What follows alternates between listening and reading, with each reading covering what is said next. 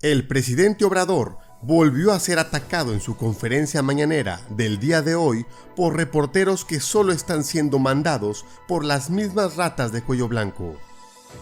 Pero esta vez ya no se quedó callado y fue el mejor momento para parar todo y mostrar todo lo que los medios quieren ocultar de Norma Piña. Por eso, aclara que la reforma al Poder Judicial va. Como el día de ayer lo escuchamos con nuestra futura presidenta de México, Claudia Sheinbaum, que por cierto, estamos muy contentos de su primer conferencia de prensa. Llamó al pueblo de México a apoyar la reforma presentada por el presidente. La semana pasada el presidente, son reformas que están encaminadas al beneficio del pueblo. Pues ellos están en su derecho de no estar de acuerdo. Y por eso es importante pues que se conozca. Por ejemplo, repito, ¿cuántos jueces de distrito hay? ¿Cuántos magistrados? El Consejo de la Judicatura y la Suprema Corte. Son temas que primero no solo a los profesionistas del derecho, de la justicia, que están interesados, sino también al pueblo de México. Que se conozca bien la reforma que se está planteando y en su momento, pues lo que significaría la aprobación. Cabe recalcar que ambos mandatarios recalcan que el Poder Judicial debe ser autónomo e independiente. Que nosotros, el pueblo de México, debemos elegir a nuestros magistrados y jueces. La actual Norma Piña estuvo al servicio de la minoría del PRIAN, deteniendo lo mejor para México. Por eso, el día de hoy, esta reportera se presentó a la mañanera para confrontar al presidente, pregunta tras pregunta, pero como siempre, AMLO le dio cátedra y le mostró a México lo que el PRIAN no quiere que veas. Acompáñanos a verlo. Ahora, ayer estuvieron de Canadá. Gracias, presidente. ¿Cómo? Gracias, presidenta. Adeliela Escobar de Proceso. Primero, preguntarle sobre la reunión que tuvo ayer con la virtual presidenta electa Claudia Sheinbaum. Ella, por supuesto, ayer aquí dio una conferencia de prensa en la que habló de las principales reformas que van a impulsar. Habló de 5, entre ellas, por supuesto, el tema del Poder Judicial, entre otras también de relevancia, que tiene que ver con el tema de ayuda a mujeres de 60 a 64 años, de la universalidad de becas para educación básica, ley del ISSSTE y la no reelección. Preguntarle, hay una inquietud en torno al tema de los tiempos de aprobación de estas reformas, en especial, como ya se ha venido platicando, el tema de la reforma al Poder Judicial.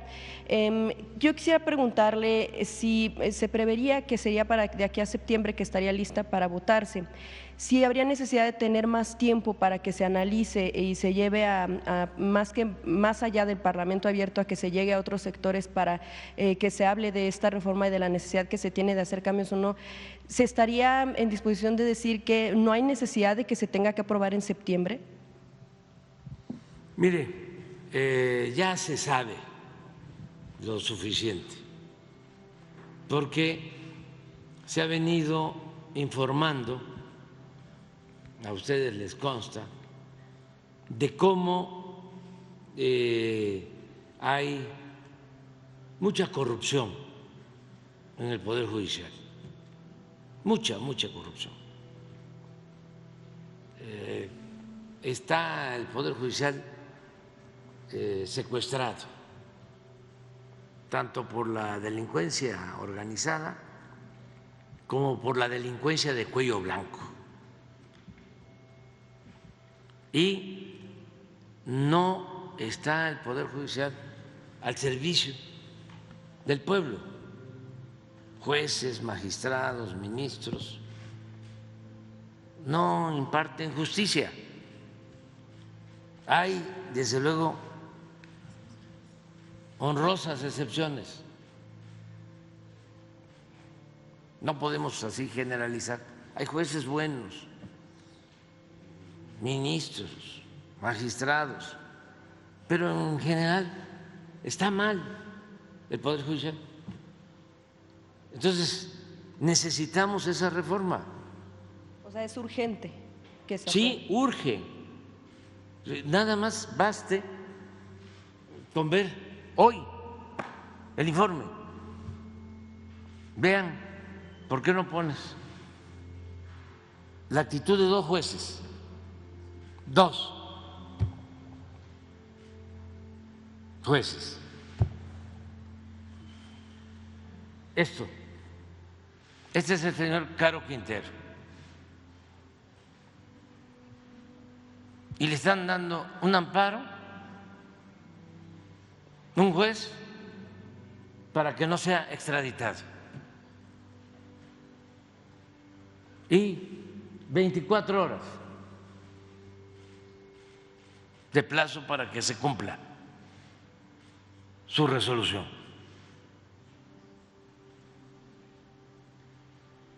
A ver, pero estamos hablando de hoy.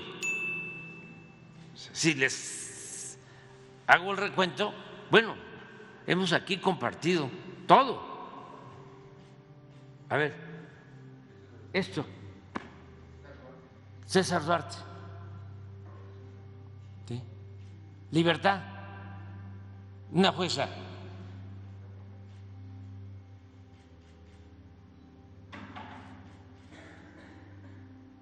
¿Cómo se van a oponer a que se reforme el Poder Judicial? ¿Quiénes se oponen? Pues los beneficiados de la corrupción. Pero eso no es el pueblo, son los de arriba, que se sentían los dueños de México, porque aquí estamos hablando de 2 temas, vamos a decir, menores. No, ahí está el caso del señor ministro que guarda un expediente 10 meses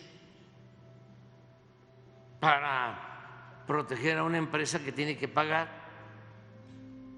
de acuerdo a resoluciones de jueces 30, 40 mil millones de pesos. ¿Cómo va a tener detenido un expediente así? ¿Por qué tanto tiempo? Y otros ministros que son empleados, me da hasta pena decirlo, de potentados.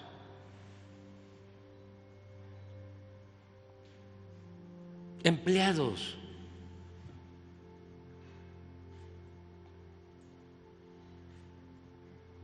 Entonces, ellos mismos, los machuchones,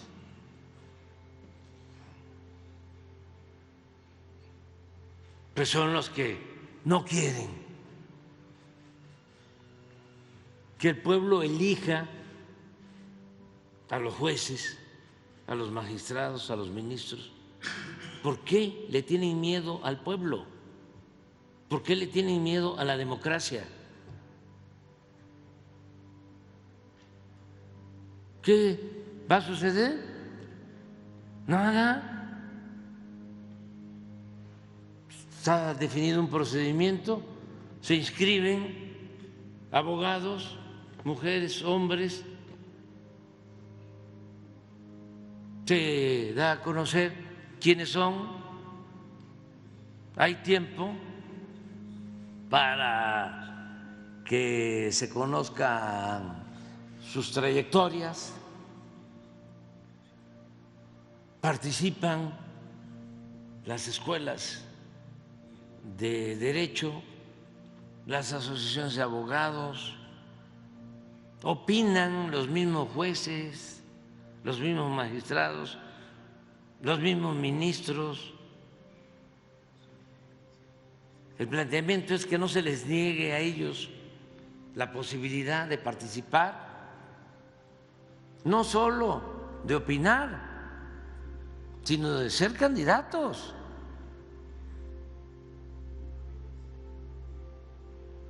Y que ya cuando todos estemos informados de quiénes son los candidatos, los jueces, magistrados, ministros, no es mucho,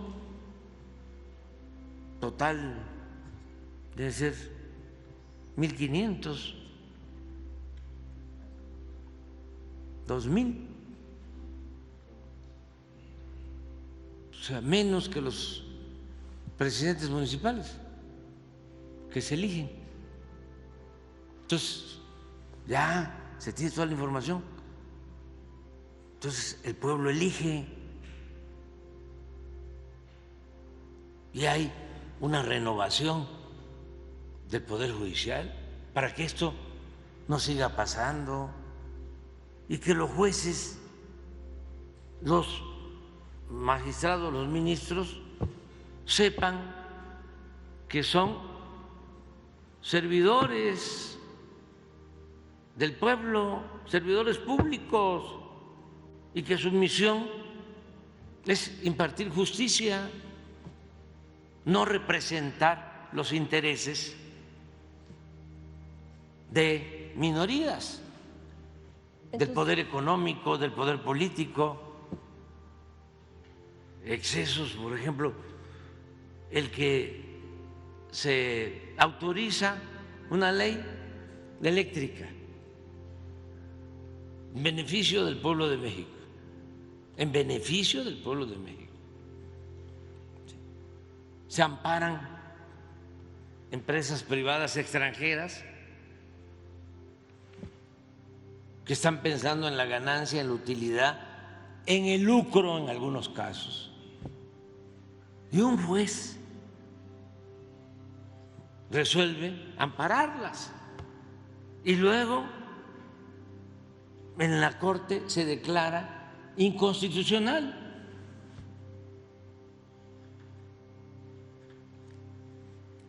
Se aprueba por el Poder Legislativo, aprueban los diputados federales, aprueban los senadores, llega a la Suprema Corte y un o dos ministros la cancelan, esgrimiendo, utilizando como excusa, como pretexto, que en el Congreso no siguieron correctamente el procedimiento. Es como cuando un juez deja en libertad a un presunto delincuente de cuello blanco o de la delincuencia organizada porque está mal la hora en que, de acuerdo a la averiguación previa, se le detuvo, porque no fue a las 10, sino fue a las 10:30. Luego entonces se ofrece, se da la protección del amparo. En vez de, se trata de un asunto delicado, vamos a reponer el procedimiento. ¿Fue 10 o 10:30? No, libertad. Entonces entiendo muy bien de que no les guste y empiezan algunos a presionar para ver si hay nerviosismo, ¿no?, en los mercados. Nuestra economía está muy fuerte, afortunadamente, Entonces, ¿cuánto tiempo les va a durar estar promoviendo ese nerviosismo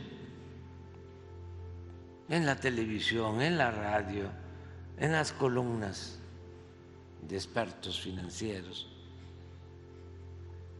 ¿Saben que le movieron? Y hoy debe estar como, a ver cómo está el peso con relación al dólar. Debe estar como 18.40, 18.50, 37. Bueno, les puedo decir que el 18.37, ¿sí?, es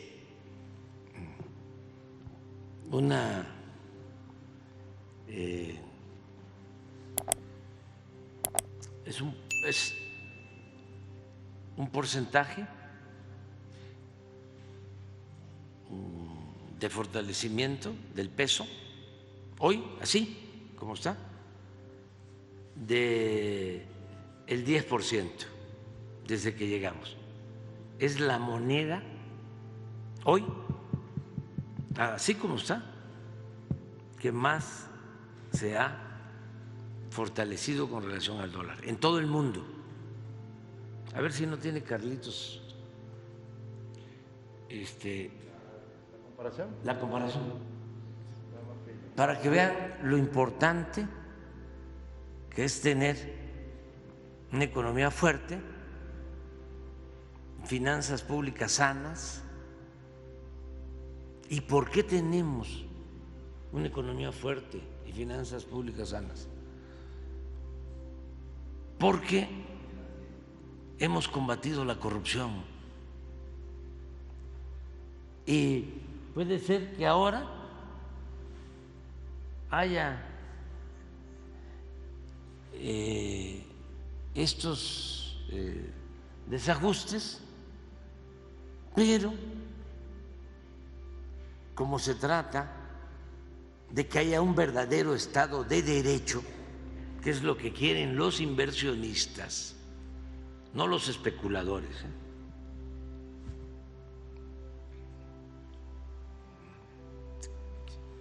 Los verdaderos empresarios quieren un Estado de Derecho, los especuladores quieren un Estado de chueco. Entonces ellos son los que no quieren una reforma para limpiar de corrupción el Poder Judicial. Miren, esta es la situación hasta ayer. 18 ¿qué? ¿Hasta hoy? 8.45 ya llegó ahorita. Ahora. Estaba 18.24. Aguantamos. Pero a ver, pon el comparativo con los gobiernos. A ver si lo tienes ahí. Dice que aguantaría más. ¿Hasta Mire. qué tope, presidente? Sí. Entenderían que el peso ya sería una preocupación, pues, si aumenta más. No hay problema. No hay problema. O sea, es que ellos están pensando, o sea, estaban acostumbrados al chantaje. Entonces, no. Me mantienes los privilegios porque si no, mira, va a haber fuga de capital, va a haber devaluación. De ahí los tenían así, temblando. Yo me acuerdo cuando les platicaba que querían que entregáramos el petróleo, y dije no, y estaban nerviosísimos. Arriba, va a haber fuga de capital, va a haber devaluación. Para que no haya fuga de capital, para que no haya devaluación, ¿voy a entregar el petróleo? No.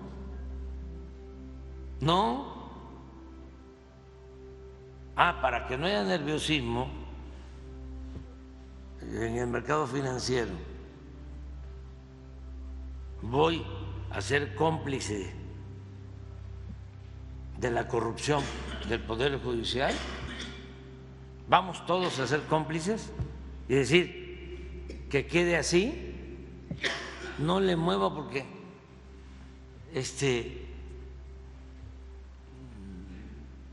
nos va a afectar en nuestra moneda. Miren, vamos a pasar a la historia como el gobierno que no devaluó su moneda.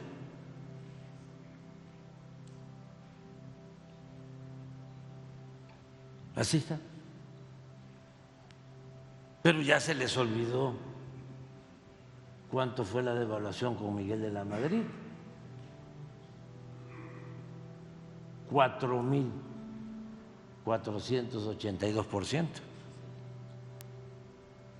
Con Salinas, 47% de devaluación. Vamos a refrescarles, ¿no?, la memoria. Con Cedillo, 187%. No, experto en economía.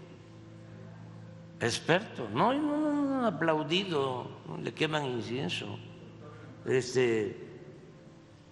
Sobre todo estos mismos, pues cómo no, si fue el que los rescató con dinero del pueblo, con el FOBAPROA, convirtió las deudas privadas de unos cuantos en deuda pública. Es un ídolo.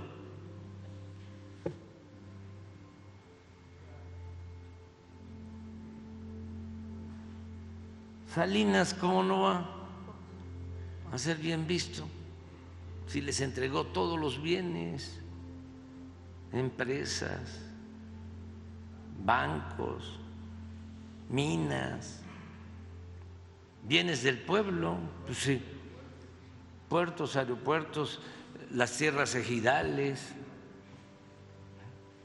Aplauso. Sí, pero los de arriba. Vicente Fox, 21% de devaluación. Calderón, 26.8%. Peña Nieto, 56%. Y con nosotros no se ha depreciado el peso, se ha fortalecido 10%. Entonces, le pregunto a la gente, vamos a revisar el caso, vamos a que se opine, y que nada debe, nada teme, que la gente participe y que se lleve tiempo, ya desde ahora empiecen a organizar foros, ojalá y lo pueda hacer el Congreso, que se escuche a todos, a los de arriba y a todos los ciudadanos. Y precisamente por este carácter pues de urgencia que menciona se tendría para reformar el Poder Judicial, en este caso de la reforma del Poder Judicial, ¿sí se estaría fijando un plazo para que se dé ya la aprobación? Yo creo que podría hacerlo el nuevo Congreso. Pero todavía en este gobierno. Sí, en septiembre. Que en septiembre quede lista la aprobación por la urgencia. Es el mes de la patria. Septiembre ya podría hacerse. Claro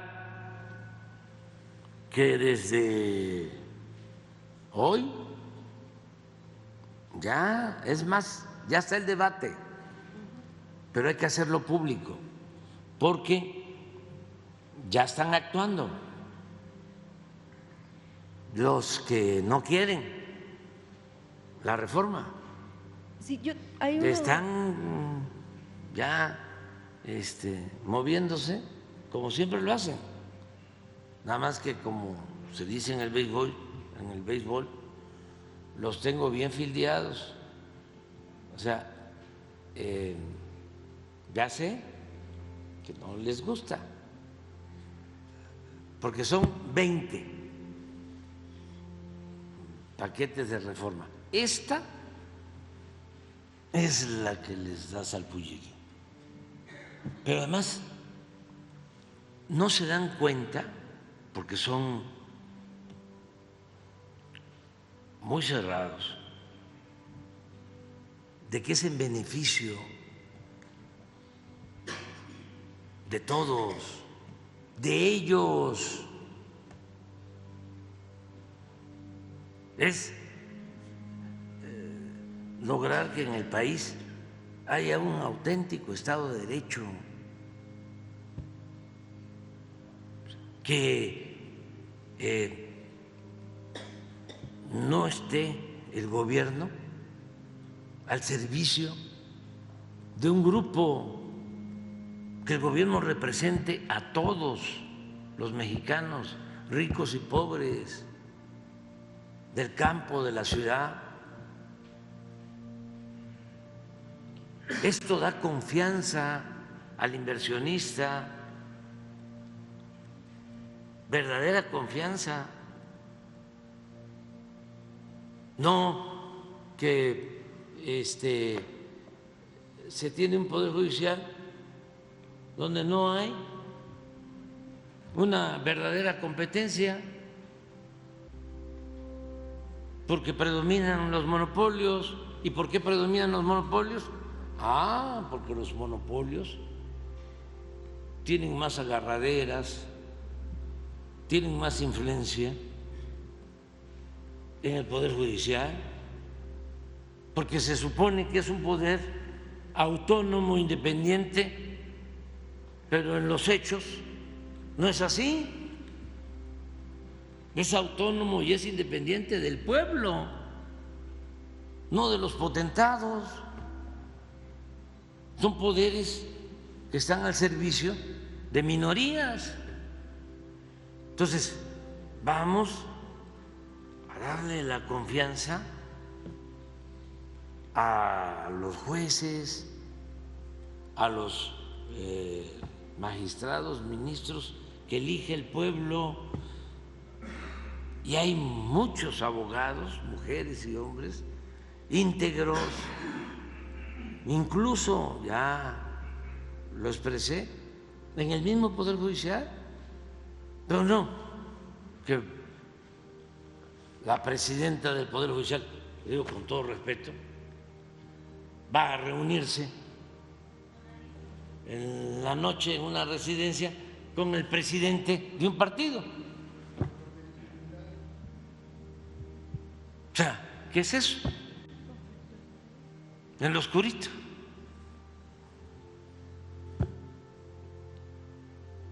Y muchas otras cosas, pues. Entonces vamos a tener jueces, magistrados, ministros íntegros, honestos, y el pueblo tiene un instinto certero. El pueblo es sabio, sabe muy bien lo que conviene y lo que no conviene, y no se le engaña. Entonces, es la oportunidad de un avance hacia adelante. Pero ¿se correría el riesgo de que se intente aprobar con el nuevo gobierno o usted se quiere jubilar con esa aprobación? No, yo quiero cumplir con mi responsabilidad. Si estoy convencido de que hace falta para lograr una sociedad mejor, en el que haya un poder judicial íntegro, honesto, que represente al pueblo de México y no a una facción, a un grupo, a una mafia de poder económico o político o de la delincuencia organizada. Pues cómo no voy a plantearlo. Si no se logra, ya ese es otro asunto. Pero yo estoy acostumbrado a defender lo que considero son causas justas y hablarle a la gente con toda claridad y que los mexicanos decidan. Pero estoy sintiendo de que están, dice, nerviosismo, ¿no? Genera mucho nerviosismo. Pues sí, ¿cómo no va a haber nerviosismo? Sí, de los de arriba. Sí, sobre todo en el sector financiero, ya lo adelantaba usted, muchos han manifestado preocupación de que haya una real separación de poderes en el próximo gobierno por el tema de mayoría calificada en el legislativo, ahora con esta reforma en el Poder Judicial que sería pues elección de la población, pero pues precisamente en torno al tema de la preocupación de que si se tiene que resolver un tema, por ejemplo en el Poder Judicial, muestran esta preocupación en torno a que pudieran no resultar beneficiados o pudiera ganar el gobierno en ese sentido. ¿Qué respuesta se le da en torno a este tema de lo que mencionan de que pudiera no haber una real separación de los tres poderes? Al contrario, que ahora el Poder Judicial en lo fundamental depende de una minoría, no depende del pueblo. Está al servicio de una minoría. Hagan ustedes la investigación ahí en proceso. O sea, ¿quién es quién en la Corte? O sea, y se van a encontrar, se van a llegar a entender mejor las cosas. Precisamente en torno a los ministros, otra de los escenarios que se prestaban antes de que se diera este planteamiento de reforma era el tema de los que estarían saliendo ya para jubilarse, ¿no? Que eran 4 casos que pudiera tocarle a la próxima presidenta designarlos o, bueno, presentar una terna. El más cercano es el que se daría ya este año, en 2026 había otro caso y en 2027 habría 2 ministros para retirarse. En ese sentido no se tomó en cuenta pues ese panorama. ¿Y qué pasaría con ellos si tendrían que renunciar en caso de que fueran electos otros personajes, otras personas para poder ocupar estos cargos de ministros y no alcanzaran el tiempo para el tema del retiro? ¿Se contempló? Depende del tiempo en que se lleve a cabo la consulta. ¿Podrían alcanzar ellos todavía? Sí, o sea, se puede aprobar la reforma constitucional y ahí se van a establecer las bases para definir cuándo se va a llevar a cabo la elección, cuáles van a ser los requisitos, el procedimiento para las candidaturas. Ya está en mi iniciativa, en lo que yo envié, pero pueden modificarse para ampliarse más, y se fija un tiempo. Por ejemplo, que se vote en el primer trimestre. Para la elección de los próximos. Sí, primer trimestre del año próximo. Después de que ya se aprobó la ley, pues va a empezar todo el procedimiento y se organiza la elección, el INE, como cualquier elección, como la que acaba de haber. y ahí van los ciudadanos a votar y ahí ya se elige. Y esto va a ayudar muchísimo sin excluir a nadie. O sea, solo sí podría haber cambios en los tiempos de los plazos para que se lleven a cabo los procedimientos. Pues sí, si se aprueba la ley, ahí mismo, en transitorios, digo, si hay la reforma, ahí se aclara qué va a suceder si en vez de tener 11 ministros no se propone a nadie, porque va a haber una elección,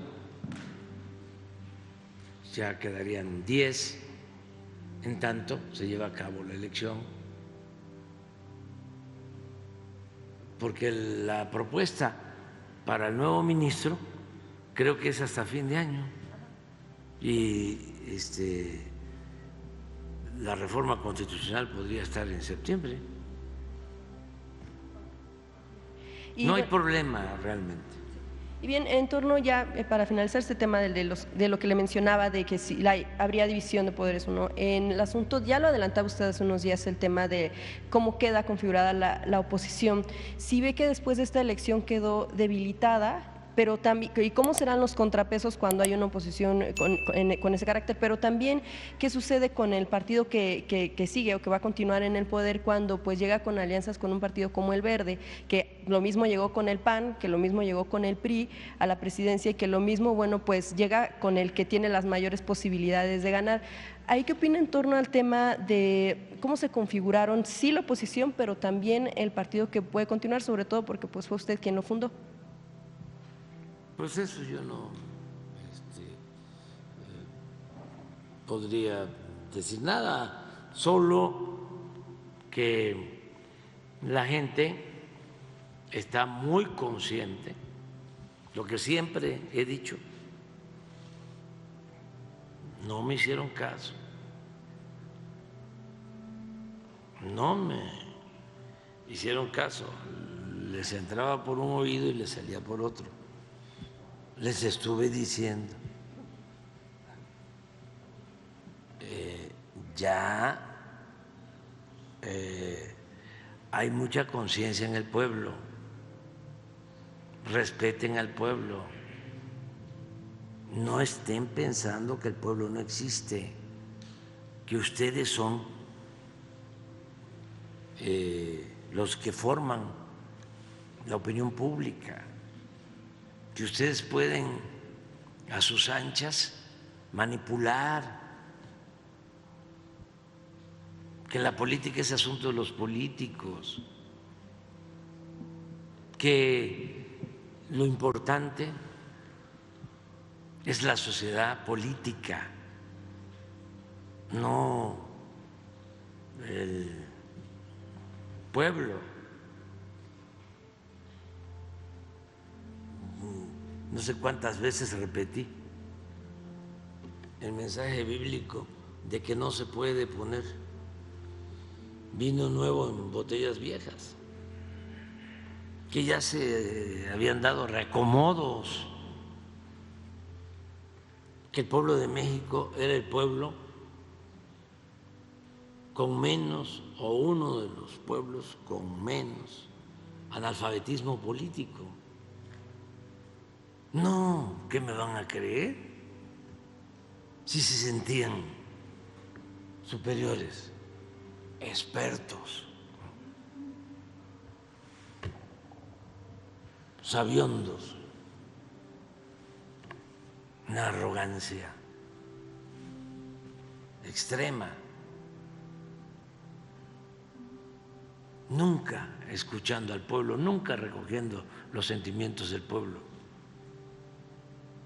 Clasistas, racistas. Ojalá y aprendan la lección de la elección, porque es de sabios cambiar de opinión, respetar a la gente. Entonces, en esto de los acuerdos de los partidos, pues nada más que sepan que el que traiciona al pueblo, el que finge representar al pueblo, pero en los hechos no actúa defendiendo al pueblo, porque somos servidores públicos. Si fuésemos empresarios o comerciantes o tuviésemos otro tipo de actividad, pues nos dedicamos a eso. Nosotros somos servidores públicos y nosotros tenemos que mandar obedeciendo al pueblo. Morelos decía, siervos de la nación. ¿Quién nos paga? El pueblo. Entonces, que no piensen que todo son acuerdos cupulares. A ver, nos ponemos de acuerdo arriba. La gente ni se da cuenta, hombre. Nos podemos ir a una casa a Las Lomas, ¿no? Buenos vinos, no de Querétaro, ni de Guanajuato, ni de Zacatecas, ni de Baja California, sino de Europa. Ese no es buenos el caso vinos, ¿no? De importación. ¿No sería el caso del Partido Verde, presidente, que busca acuerdos No, con... yo no sé, en general, sí, es el caso de la descomposición, ¿sí? que se tiene que ir resolviendo, se tiene que ir purificando la vida pública con la participación de la gente. ¿Y cómo lograr entonces una pluralidad? ¿Cómo ve usted pues lograr una pluralidad en medio de una mayoría calificada que puede resultar para la oposición, como lo mencionan ellos, una aplanadora, pero para adentro, ¿qué significaría esta pluralidad de ideas? Porque usted mencionaba que si no hay democracia, en un sistema pues democrático tiene que haber y no imposición. ¿Cómo se logra eso con una mayoría calificada en un Congreso? Pues defendiendo al pueblo. Por ejemplo, la legislatura, que todavía está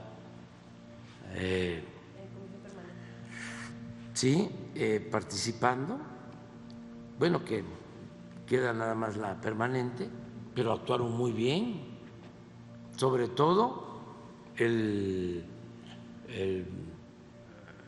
grupo que está a favor de la transformación. Esos se mantuvieron unidos.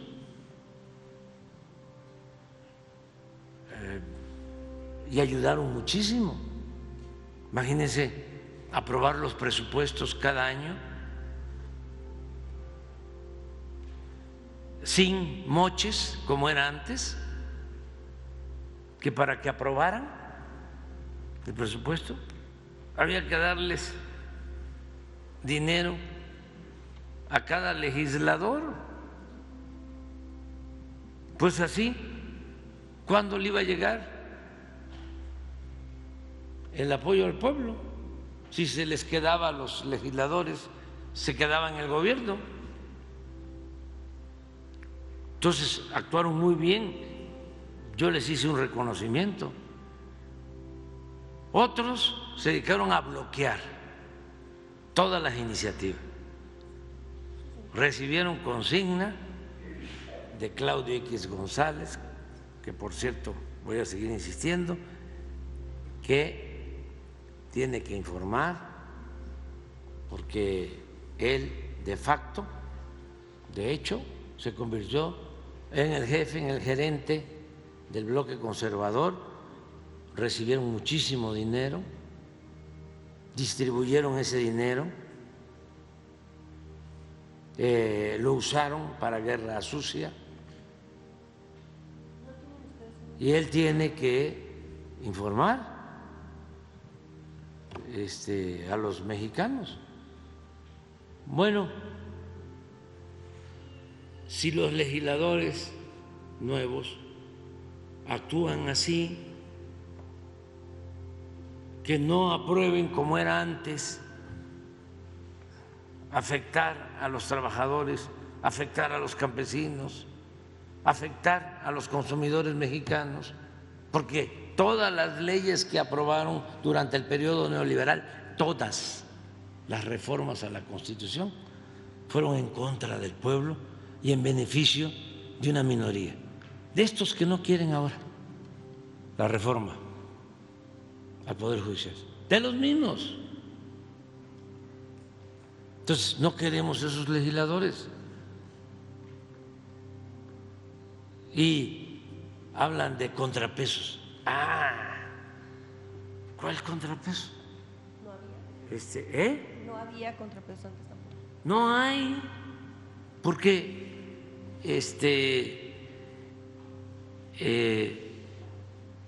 los que se sienten dueños de México todavía dominan en los medios de información. ¿Quiénes dominan?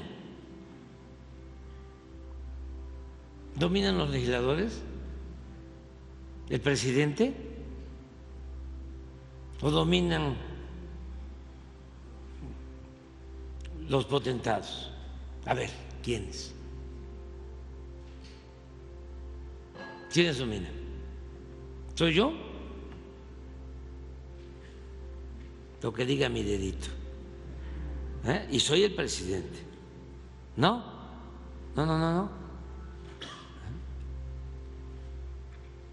Y así en la academia, así a los intelectuales, desde luego todo lo que tiene que ver con el poder económico. Entonces, hay que buscar los contrapesos, precisamente. Sí. Hablábamos de los medios, que haya más equilibrio. Nos han salvado las benditas redes sociales, con todo, la manipulación y los bots, con todo, son extraordinarios los que participan en redes sociales defendiendo causas justas. No me acuerdo ahora de una joven, una compañera mujer que creo que sea así, pero ni modo si le hago pasar un disgusto, pero tiene, creo que su seudónimo es Artemisa,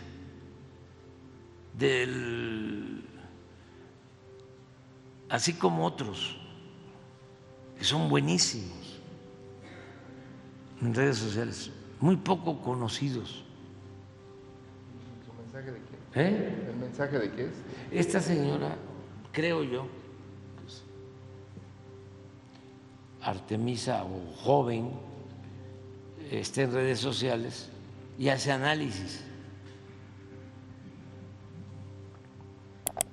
Y ahora le contesta a Silva Gerso Márquez, que está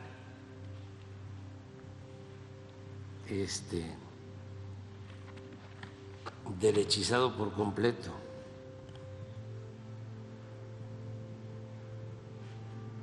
Además, inventando cosas.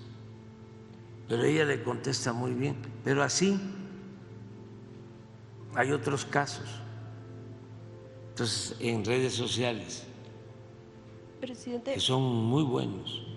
Un último tema tiene que ver con un asunto de seguridad, aprovechando que está aquí el comandante de la Guardia Nacional, que nos puedan hacer la aclaración de qué fue lo que sucedió en Guanajuato cuando se reporta que lo que se reporta es que entran elementos de la Guardia Nacional a un domicilio y después que salen llegan unos sujetos y matan a mujeres y bebés o niños. Pues incluso el gobernador pidió que se hiciera una investigación en torno a esto, pero si nos pudieran aclarar si se está iniciando la investigación o qué fue lo que sucedió, qué reporte tuvieron de lo que realmente pasó. Se está haciendo la investigación porque no es que entraron los de la Guardia Nacional, salen, sí, pero hay más información de que después entran unos sí, y eso no lo dijeron al principio. Entonces, lo guardaron. Entonces, vamos a terminar la investigación y se va a informar. Y si hay responsabilidad de los elementos de la Guardia, se va a castigar. Sí, pero eso, segundo, sí, no lo informaron al principio. Eso fue cuando ya se inició la investigación por parte nuestra. En los otros videos. Entonces vamos a informar bien, vamos a esperarnos y vamos a informar y sobre todo castigar a los responsables.